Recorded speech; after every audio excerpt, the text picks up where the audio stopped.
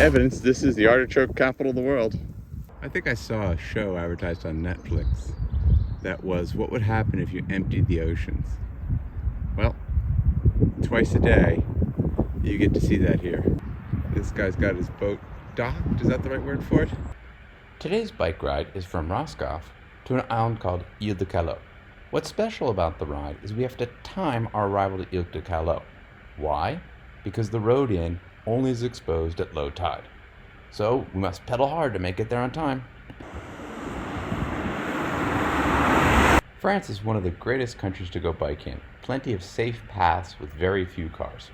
Try and push the bike across the sand to the beach. Gail's made the strategy that going deeper is better. I'm gonna try that. The Google Corporation has decided a beach is a great bike path.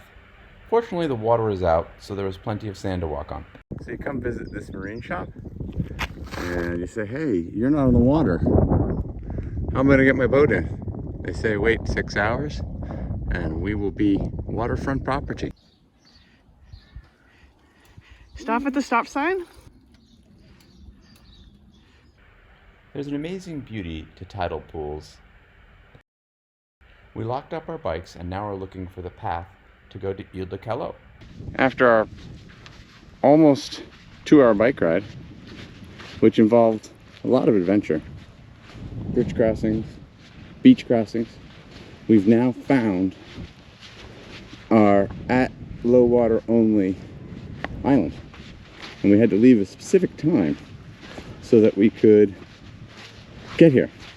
So not only are boat rides depend on the tide here, but biking's depend on the tide. This is crazy. Anyway, the promenade begins. All of this, as you can see, is underwater in 3 or 4 hours.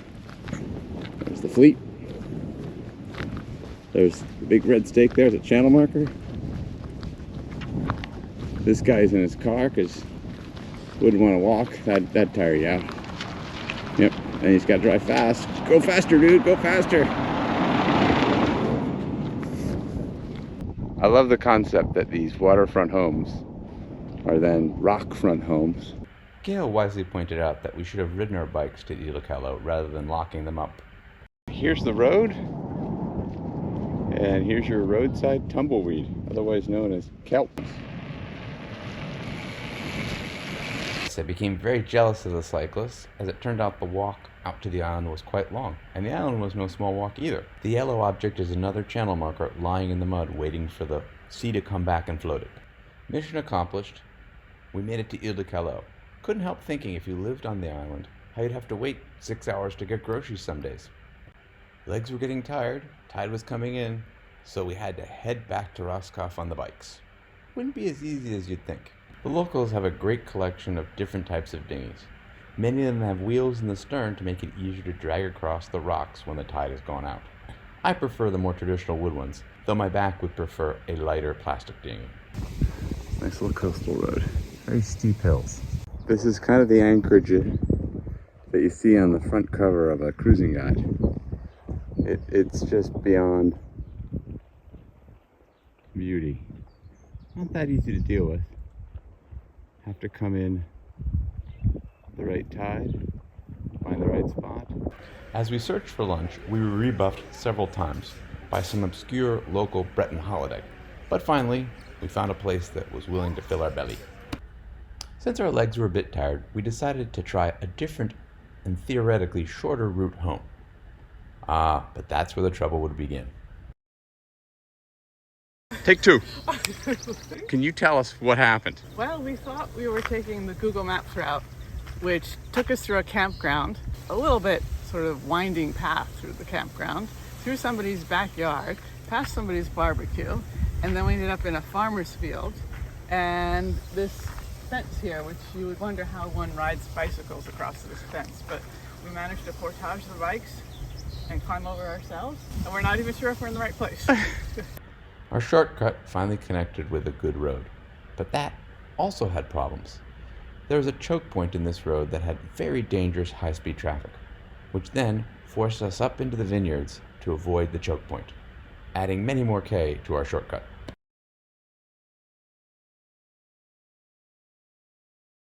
Welcome to Morlaix, and Morlaix is known for big aqueduct.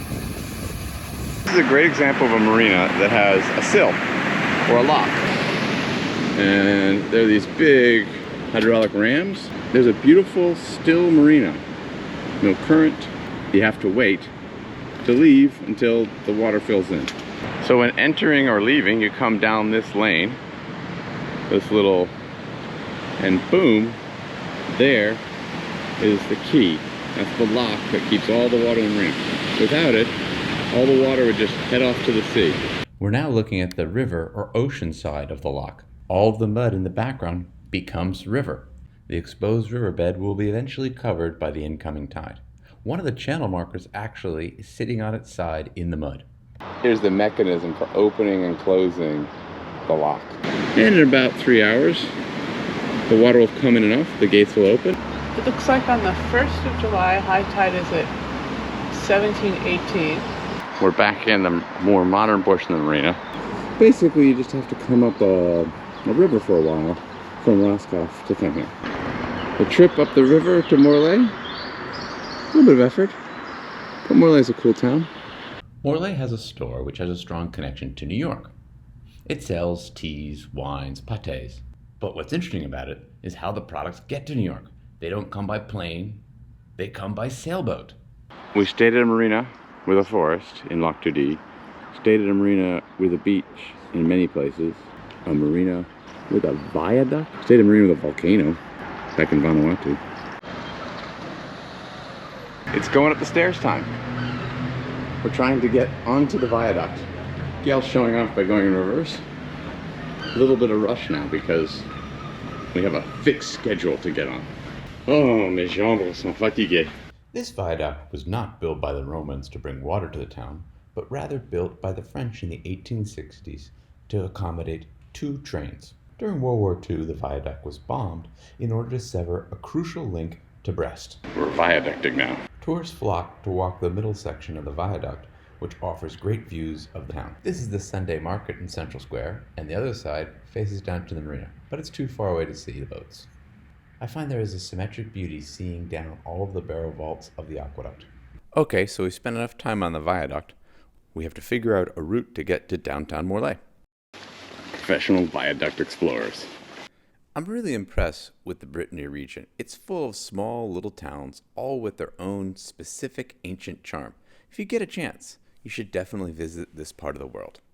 6% of the children in Morlaix study 2 languages, French and the Breton language, the local language of Brittany. You're right in front of the Hôtel de Ville, which means City Hall. It is not a hotel. Please don't try to check in. Bored out of her socks. Are you bored out of your socks? Go see. No, got my socks on. Socks are on. Okay. Shall we continue to explore? Fix my socks first. Morlaix has some beautiful old houses. Look at those timber frames.